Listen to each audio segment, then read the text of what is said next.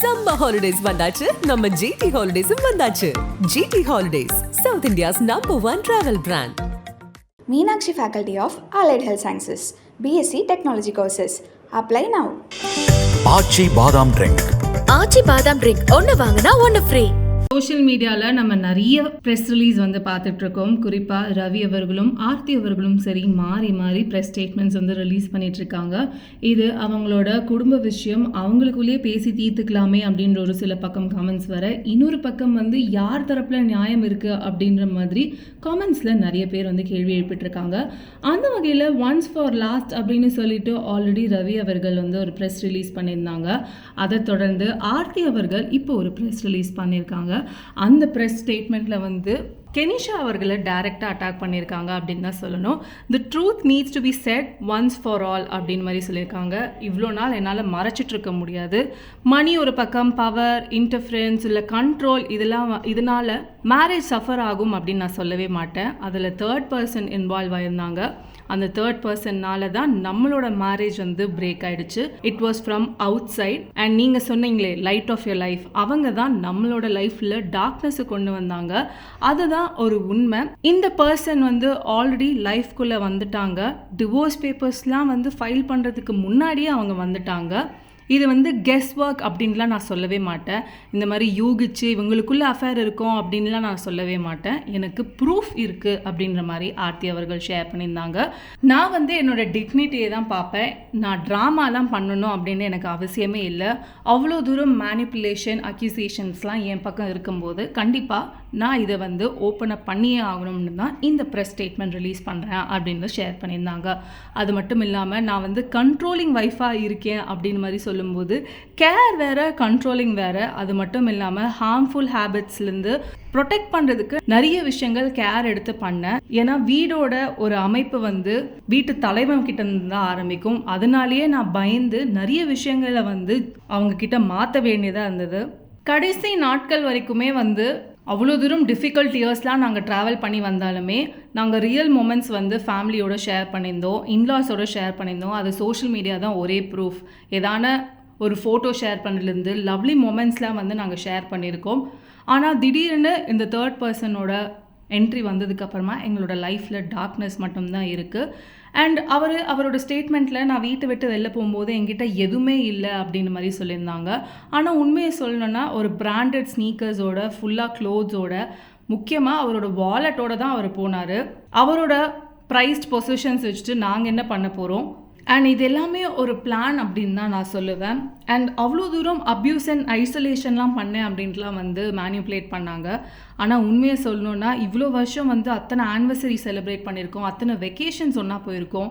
அப்போ அவ்வளோ தூரம் அப்யூஸ் இருந்துச்சுன்னா, இல்லை அவ்வளோ தூரம் பிரச்சனை இருந்துச்சுன்னா அப்போவே சொல்லியிருக்கலாமே, ஏன் இவ்வளோ வருஷம் அவர் காத்துக்கிட்டு இருந்திருக்கணும் அப்படின்னு மாதிரி அவங்க ஷேர் பண்ணியிருந்தாங்க.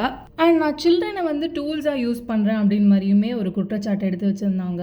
என்றைக்குமே என்னோட மதர்ஹுட்டும் இல்லை என்னோட பசங்களும் நான் விக்டிம் கார்டாக யூஸ் பண்ணணும்னு நினச்சி கூட பார்த்ததில்ல.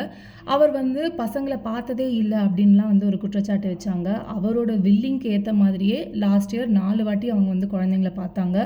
நாங்கள் அவங்கக்கிட்ட பிளாக் பண்ணிட்டோமோ இல்லை ஃபோன்ஸ்லாம் ஸ்நாச் பண்ணிட்டோ இல்லை, அவங்க கான்டாக்டில் தான் இருக்காங்க. ஆனால் எனக்கு ரொம்பவே ஒரு கஷ்டமான ஒரு விஷயம் என்ன அப்படின்னு பார்த்தீங்கன்னா, ஒரு ஃபாதராக அவரோட ப்ரெசன்ஸ் இல்லாமல் அவங்க ரொம்பவே உடஞ்சி போயிட்டாங்க. நிஜமாலே அந்த பந்தம் வேணும்னு நினச்சிருந்தா எந்த ஒரு பவுன்சருமே கண்டிப்பாக பிளாக் பண்ணியிருக்க மாட்டாங்க. ஆனால் எங்களை தான் அவங்க துரத்திக்கிட்டே இருக்காங்க. இன்ஃபேக்ட் அந்த கார் ஆக்சிடெண்ட்டை பற்றி அவங்க பேசியிருந்தாங்க. அந்த கார் ஆக்சிடெண்ட்டில் இன்சூரன்ஸ் சப்போர்ட் வேணும்னுக்காக போகும்போது அவங்க வீட்டில் இருந்த பவுன்சர்ஸ் நாங்கள் கோஓன் பண்ணுற ப்ராப்பர்ட்டிலேருந்து எங்களை துரத்தி விட்டாங்க. அப்போ அதெல்லாம் நாங்கள் எங்கே போய் சொல்ல முடியும் அப்படின்னு மாதிரி ஷேர் பண்ணியிருந்தாங்க. அப்யூஸ் இன் ஆல் ஃபார்ம்ஸ் அப்படின்னு அவர் ஷேர் பண்ணியிருந்தாங்க. ட்ராஜிக்குன்னு சொல்ல முடியாது, ஆனால் காமிக்கல் அப்படின்னு சொல்லலாம். ஒரு 6 ஃபுட் மேன் நான் ஒரு பெட்டிட் விமன் 5 ஃபுட் ஒரு விமன் ஹோஸ்டேஜாக வச்சுக்கணும் அப்படின்னு நினச்சா அதை விட ஒரு காமிக்கலான ஒரு விஷயம் எதுவுமே இல்லை. அதுவும் 15 இயர்ஸாக என்னோடய ஓன் கரியருமே நான் கிவ் அப் பண்ணிட்டேன். எனக்கு நிறைய ஆசைகள் இருந்தது. அது எல்லாமே ஃபேமிலிக்காக நான் சாக்ரிஃபைஸ் பண்ணிக்கிட்டேன். அண்ட் அது மட்டும் இல்லாமல் ஃபினான்ஷியல் அப்யூஸ் அப்படின்லாம் சொன்னாங்க. எந்த ஒரு ஃபினான்ஷியல் டெசிஷனாக இருந்தாலுமே ஒன்றா தான் அதை டிசைட் பண்ணியிருக்கோம். அதுக்கான ரெக்கார்டு எல்லாமே இருக்குது. அண்ட் கண்டிப்பாக அதை நான் கோர்ட்டில் ப்ரெசென்ட் பண்ணுவேன் அப்படின்னு மாதிரியும் சொல்லியிருந்தாங்க. அண்ட் முக்கியமாக நிறைய விஷயங்கள் நான் ஷேர் பண்ணும்போது எனக்காக சப்போர்ட்டாக இருந்த என்னோடய ஃப்ரெண்ட்ஸுக்கு வந்து இந்த இடத்துல நான் தேங்க்யூ சொல்லணுன்ட்டு விரும்புகிறேன். ஏன்னா அவங்க இல்லைன்னா நாங்கள் இல்லை. ஏன்னா அவ்வளோ தூரம் ப்ரெஷரான இந்த சமயத்தில் இவங்களோட சப்போர்ட்னால தான் நான் இன்னுமே வாழ்ந்துக்கிட்டு இருக்கேன். 18 years ஆஃப் டுகெதர்னஸ் அது அப்படியே கண்ணு முன்னாடி வந்து போகும்போது நான் சும்மா இருக்க மாட்டேன். நான் சைலண்ட்டாக இருக்கிறதுனால என்ன வேணாலும் பேசினா அப்படின்னுக்காக நான் சும்மாவும் இருக்க மாட்டேன். ஐ ஸ்டாண்ட் டால். நான் என்னோடய டிக்னிட்டிக்காக எப்போவுமே நிற்பேன் அப்படின்ட்டு ஆர்த்தி ரவி அவர்கள் ஷேர் பண்ணியிருந்தாங்க. இன்னுமே ஆர்த்தி ரவி அப்படின்னு தான் அவங்க ஷேர் பண்ணிகிட்ருக்காங்க. கோர்ட்டில் லீகல் ப்ரொசீடிங்ஸ் போய்கிட்டு இருக்கு. மாறி மாறி ப்ரெஸ் ஸ்டேட்மெண்ட்ஸ் இவங்க ரிலீஸ் பண்ணிகிட்டு இருக்காங்க. ஆனால் இதுக்கு ஒரு தீர்வு இல்லையா அப்படின்ற அளவுக்கு தான் வந்து நிறைய பேர் சொல்லிகிட்ருக்காங்க. ஒரு பக்கம் கெனிஷாவை சப்போர்ட் பண்ணுற விதமாக நிறைய பேர் வந்து வாய்ஸ் அவுட் பண்ணிகிட்ருக்காங்க. இன்னொரு பக்கம் ஆர்த்தி அவர்கள் சப்போர்ட் பண்ணுற விதமாக வாய்ஸ் அவுட் பண்ணிகிட்ருக்காங்க. இன்னொரு பக்கம் ரவி அவர்கள் சப்போர்ட் பண்ணுற விதமாக வாய்ஸ் அவுட் பண்ணிகிட்ருக்காங்க. இது ஓவராலாக ஒரு ரூம்குள்ளேயே பேசி முடிக்கலாமே அப்படின்ற அளவுக்கு தான் நிறைய பேர் வந்து காமெண்ட்ஸில் வந்து சொல்லிக்கிட்டு இருக்காங்க. மாறி மாறி ப்ரெஸ் ஸ்டேட்மெண்ட்ஸ் ரிலீஸ் பண்ணுறதுக்கு பதிலாக இதை பேசி சார்ட் அவுட் பண்ணலாம். அஃப்கோர்ஸ் லீகல் ப்ரொசீடிங்ஸ் போயிட்டுருக்கும்போது இந்த மாதிரி இன்னும் பிரச்சனையை வளர்க்க வேண்டாம் அப்படின்ட்டு அவங்க மேலே கேர் இருக்கிறவங்க எல்லாருமே இதை தான் சொல்லிட்டு வராங்க. பட் எது நியாயம் எது தர்மம் தெரியல, பொறுத்திருந்து பார்ப்போம்.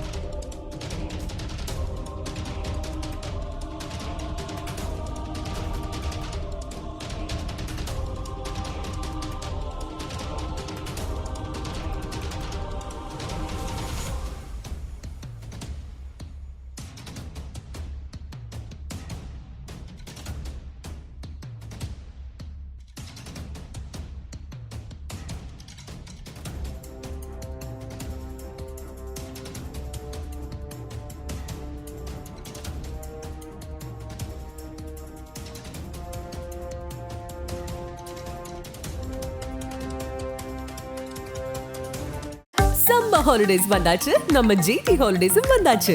GT holidays, south India's #1 travel brand. Meenakshi Faculty of Allied Health Sciences, BSc Technology courses. Apply now. ஆச்சி பாதாம் ட்ரிங்க். ஆச்சி பாதாம் ட்ரிங்க் ஒன்னு வாங்கினா ஒன்னு ஃப்ரீ.